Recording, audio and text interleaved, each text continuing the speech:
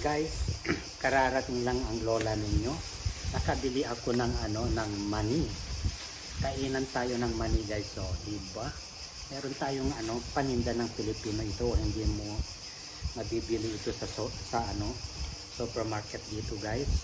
Pero binili ko guys, pero hindi ako alam kung magkano ito. So kainan tayo ng mani guys. Kainin ko ang mani mo at kainin mo rin ang mani ko, ha.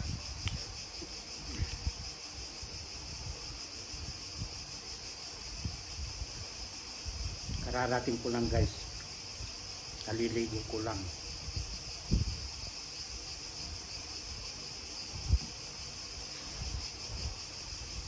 Pero hindi ko hindi ko makakain lahat ito guys.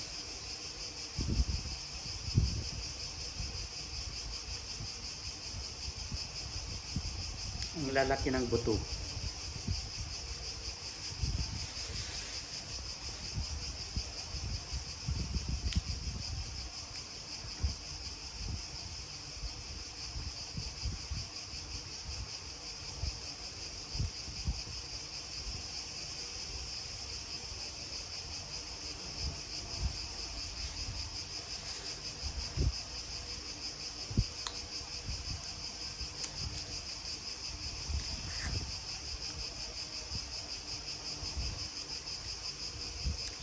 Sarap sipsipin yung guys, yung naiwan na tubig dito, maalat-alat.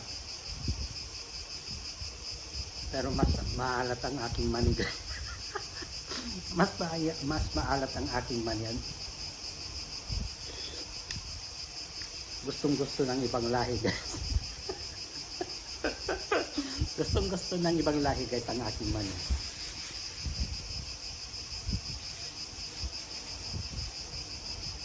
Joke lang guys, ha. Sarap. Matagal na akong hindi nakatikim ng mani.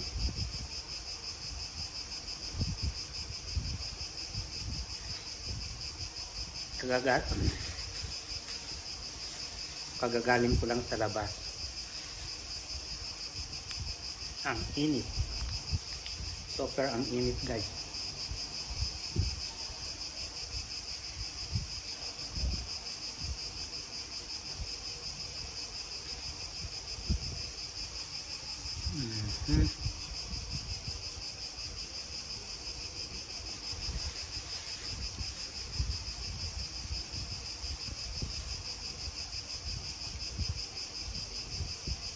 Ay, may tubig.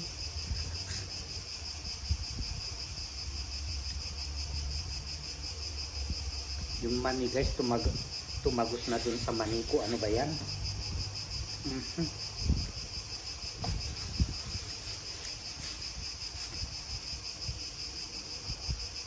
Paano ba guys kumain ng mani? Alam nyo yon? Buksan mong ganyan. Tapos tanggalin mo yung buto. Yung laman ang kukunin mo.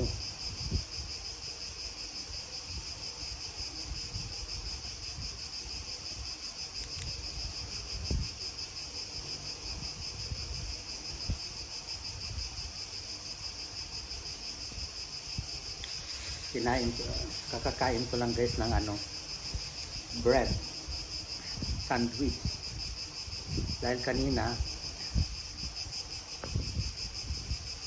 kanina tumulong ako sa isang naglipat na kababayan natin.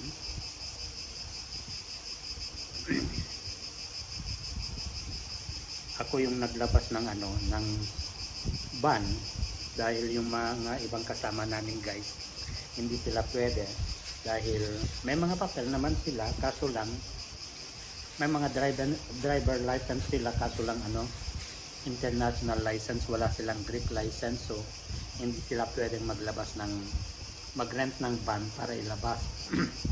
So bale yung permit, yung ako ang tumayo na naglabas, kaso lang hindi ako marunong mag-drive ng manual. So ang ginawa namin guys, dahil bawal, dapat sana ako ang mag-drive dun sa sasakyan, yung sa van. Kaso lang hindi naman ako marunong mag-drive ng van. So ang ginawa namin guys, hinilo namin yung may-ari ng ano, yung kumpanya. Sabi niya sa akin, ikaw lang ang pwedeng mag-drive, hindi pwede sa iba. Oo, sabi ko. Tapos lumabas na kami, tinignan yung sasakyan, tinignan. Tapos kinuha niya ako guys, pinasakay na niya ako. Ayun, nung nakaalis na yung ano, may-ari ng kumpanya, yung isang kababayan natin ang pinaupo ko sa driver side, dahil dala ko yung sasakyan ko rin. Kaya ang pinag-drive ko, sinundan ko na lang. Kaya nauto namin yung ano. Tignan ninyo guys, ang Pilipino matalino. Nantay muna namin guys na pumasok sa opisina yung may-ari. Tapos kinuha na namin yung sasakyan. Bale ano, ang bayad ng renta for 24 hours is ano, 85 euro. Hindi ko lang alam kung magkano din ang rent yun sa Pilipinas. So ayan guys, tapusin ko na itong kinakain ko dahil ano, nabusog na ako. Ayan, tutuloy na lang ulit natin bukas. Yan na guys yung pinagkainan ko. Wala akong lalagyan, pinatong ko na lang dyan ang aking pinagkainan.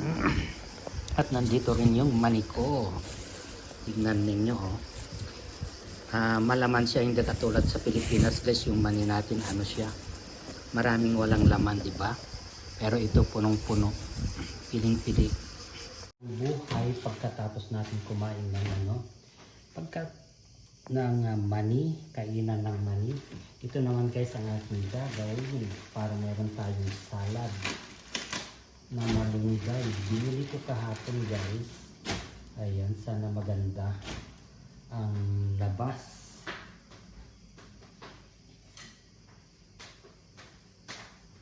Saan na ba yung tubig dito?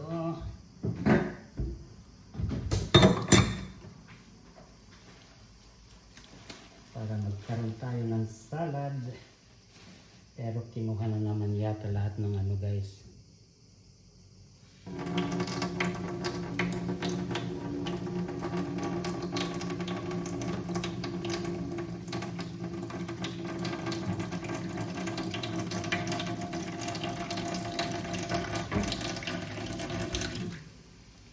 Sobrang pagod ko kahapon guys, dahil tumulong ako sa ano, kaibigan kong kapitbahay kong naglipat ng bahay. Ayan, kaya kasagsagan ng init ng araw guys, nasa labas ang lola nyo. At habang tayo ay nag-ano guys, naghihimay nito, ang aking tawag dito, tenga is nakapokus sa labas dahil meron akong ano, in order from last week na until now hindi pa nakarating.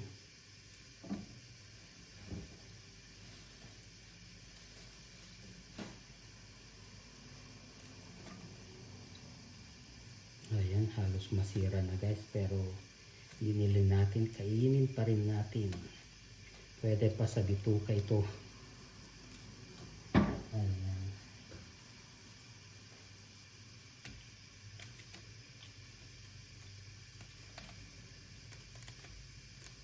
Basta may dumadaan ng motor guys, naka ano yung tainga ko.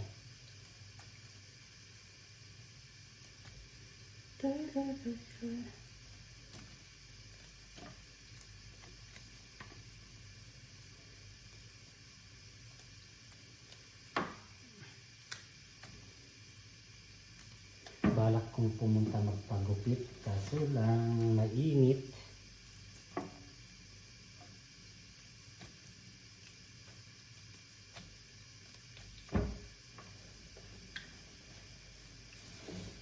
Ay, naku.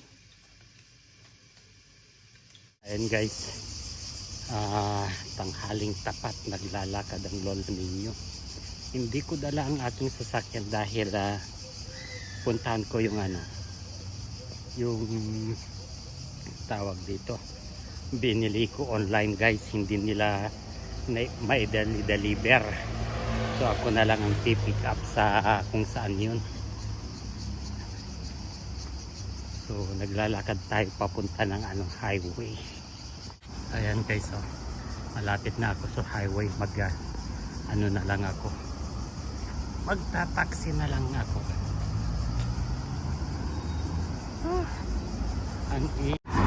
Ay, nagmamili ako ng guys, taxi. Walang gustong magsakay sa akin.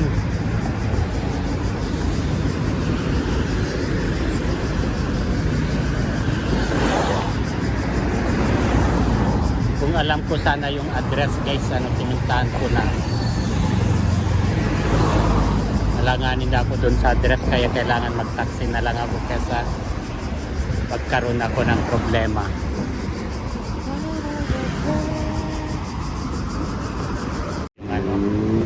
Nakuha ko na yung binili kong order ko sa online. So nag-aantay tayo ng taxi. Kung ginamit kong sasakyan ko guys, hindi ko mapupunta na itong lugar na to. Bale doon sa yan, doon sa may ito guys. Yan, dyan ko kinuha yung package na binili ko online. So bale nagbayad ako ng 7 euro for the taxi. So all in all 14 euro guys sa pabalik.